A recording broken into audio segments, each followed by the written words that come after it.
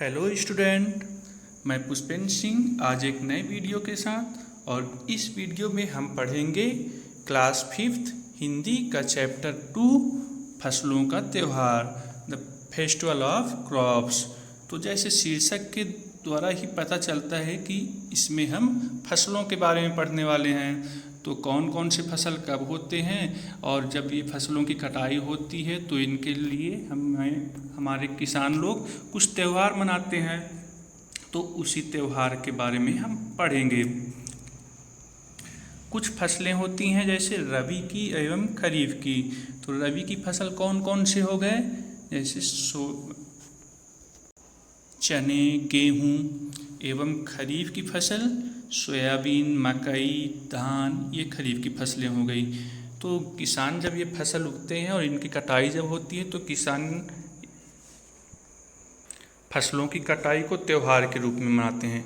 तो let's start. हम पढ़ते हैं पार्ट 2, फसलों के त्यौहार। सारा दिन बोरसी के आगे बैठकर हाथ तापते हुए गुजर जाता है। कहाँ तो खिचड़ी के समय धूप में गर्माहट की शुरुआत होनी चाहिए और यहाँ हम सूरज के इंतजार में आस लगाए बैठे हुए हैं। पूरे 10 दिन हो गए, सूरज लापता है। आज सुबह तो रजाई से निकलने की हिम्मत नहीं हो रही थी। तो यह ठंडी के सीज़न के बारे में बता रहा है कि सारा दिन बोरसी मतलब जिसमें आग जलाते हैं और ठंडियों में आग को अपने पास रखकर हाथों की सिकाई करते हैं। और यहाँ पर अब शब्द आया है खिचड़ी। खिचड़ी क्या होता है? खिचड़ी एक त्यौहार होता है जिसे मकर संक्रांति के रूप में भी मनाया जाता है। तो ये बोला जाता है रहा है कि खिचड़ी का त्यौहार आ गया, मतलब मकर संक्रांति आ गई और यहाँ पर सूरज निकलने का नाम ही नहीं ले रहा। और पूरे 10 दिन हो गए, सूरज क्या है? लापता है ना। बाहर देखने से तो समय का अंदाज़ा बिल्कुल नहीं हो रहा, लेकिन घर में हो रही चहल पहल अब पता चल रही है। रह रहकर कानों में कभी चांपाकल के चलने और पानी के गिरने की आवाज़ तो कभी किसी के हाँक लगाने की आवाज़ आ रही थी। जा भाग के देख केरा के पत्तल आइल की ना। तो इसमें लेखक हमसे कह रहा है कि सूरज 10 दिन से नहीं उगा हुआ है और बाहर देखने से समय का अंदाज़ा बिल्कुल नहीं हो रहा, क्योंकि कुछ लोग सूरज को देखकर समय का अंदाज़ा लगाते हैं। जैसे सूर्य कहाँ से उगता है? ईस्ट से, मतलब पूर्व से। तो समझ जाते हैं कि यह अभी 6-7 बजे होंगे, सुबह का टाइम है और दोपहर में ऊपर रहता है सूर्य हमारे सर के। और लेकिन जैसे जैसे शाम होता है वह पश्चिम की ओर चला जाता है। तो इस तरह समय का अंदाज़ा नहीं लग रहा था, क्योंकि वहाँ पर ठंडी थी इतनी और कोहरा छाया हुआ था। अब सुबह सुबह का समय है तो कोई पानी चला रहा है हैंडपम्प से, तो पानी की आवाज़ आ रही है। कोई कुछ कर रहा है, मतलब घर में चहल पहल है।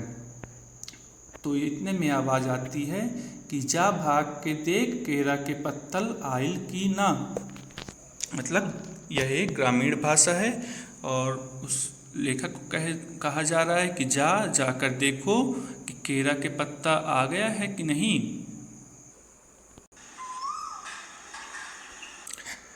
आज ई लोग के उठे के नईखे का, बोल जल्दी तैयार हो खस, अब तो उठने में ही भलाई है। और वहीं से आवाज़ आ रही है कि आज तुमको नहीं उठना है क्या? बोलो जल्दी और तैयार हो जाओ, उठो। तो वह सोचता है, जो सोया हुआ तो बच्चा, वो बोलता है कि नहीं, अब तो उठने में ही भलाई है। नहा धोकर हम सभी एक कमरे में इकट्ठा हुए। तो वह नहा धोकर कहाँ इकट्ठा हुआ? कमरे में। दादा और चाचा ने क्या सफ़ेद चकाचक मांड लगी धोती और कुर्ता पहना हुआ था। दादा और चाचा ने कैसा कुर्ता पहना हुआ था? एकदम नया। मांड लगी। मांड किसको बोलते हैं? जो चावल में पानी रह जाता है जब पकाते हैं तो उसको क्या बोला जाता है? मांड बोला जाता है। तो वही मांड लगा कुर्ता पहना हुआ था। खिचड़ी में ऐसन ठाड़ हम पहले कब्बो न देख नी, सारा देह कनकना देता। पापा ने कहा शायद आज धोती में उन्हें ठंड कुछ ज़्यादा लग रही है। पापा बोल रहे हैं उसके खिचड़ी मतलब मकर संक्रांति में जो जनवरी में आता है, इसमें इतनी ठंडी हम तो पहले कभी नहीं देखे थे कि जिसमें पूरा बदन ही कँपकपा गया और ठंड कुछ ज़्यादा लग रही थी, है ना। सामने मचिया पर खादी की सफ़ेद साड़ी पहने हुए दीदी बैठी थी। आज दीदी ने अपने बाल धोए हैं। झक सफ़ेद सेमल की रुई जैसे हल्के फुल्के बाल।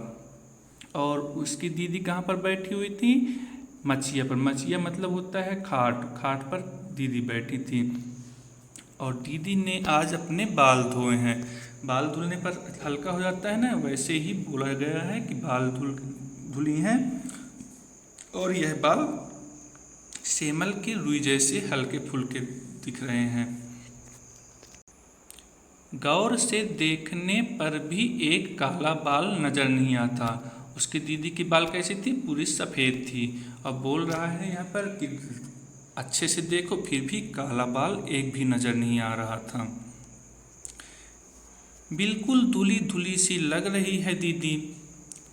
उनके सामने केले के कुछ पत्ते कतार में रखे हैं जिस पर तिल, मिठा, चावल आदि के छोटे छोटे ढेर पड़े हुए हैं।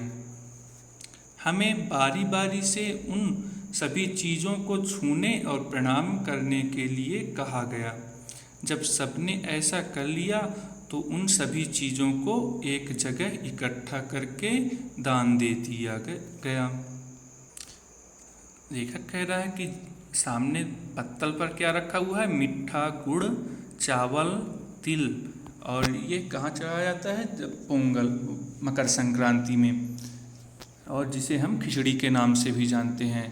और उसको क्या बोला रहा है कि उसको हमको छू छू कर प्रणाम करना पड़ रहा है। और फिर उस जब इकट्ठा हो गया वह तो उसको फिर दान दे दिया गया। आज तो अप्पी दीदिया बुरी फंसी। उन्हें ना तो चूड़ी दही ही पसंद है और ना ही खिचड़ी। पर आज तो फरमाइशी नाश्ता नहीं चलेगा, उन्हें दोनों ही चीज़ें खानी पड़ेंगी। आज खिचड़ी जो है, खिचड़ी खाने के बाद सभी ने गया से आया तिल। तो बोल रहा है कि आज अप्पी दीदिया तो बुरी फंसी क्योंकि उन्हें ना चूड़ा दही ही पसंद है और ना ही खिचड़ी। और पोंगल में या मकर संक्रांति में खिचड़ी ही बनती है, जिसे मकर संक्रांति क्या कहा जाता है? खिचड़ी। इसलिए बोला गया है कि आज खिचड़ी के अलावा कुछ नहीं बनेगा और सभी को खिचड़ी ही खाना पड़ेगा।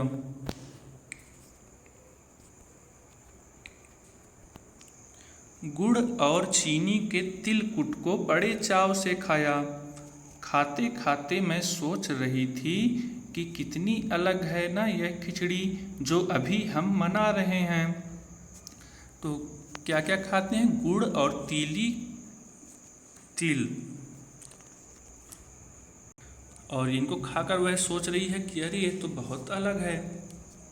स्कूल में हमें जो खिचड़ी मनाते थे उसकी अलग ही मस्ती हुआ करती थी। और यह खिचड़ी कहाँ मनाती थी? स्कूल में। और बता रही है अपने स्कूल के बचपन के दिनों को याद करते हुए कि हम जो मनाते थे स्कूल में खिचड़ी वह अलग ही हुआ करती थी। छुट्टी का दिन, नाव में बैठकर गंगा नदी की सैर और फिर टापू पर बालू में दौड़ते हुए पतंग उड़ाना या उड़ाने की कोशिश करना। वह अपने बचपन के दिनों को बता रही कि हम कैसे खेला करते थे। छुट्टी का दिन हुआ करता था, नाव में बैठते थे और दौड़ लगाते थे एवं पतंग उड़ाते थे। कितना मज़ा आता था।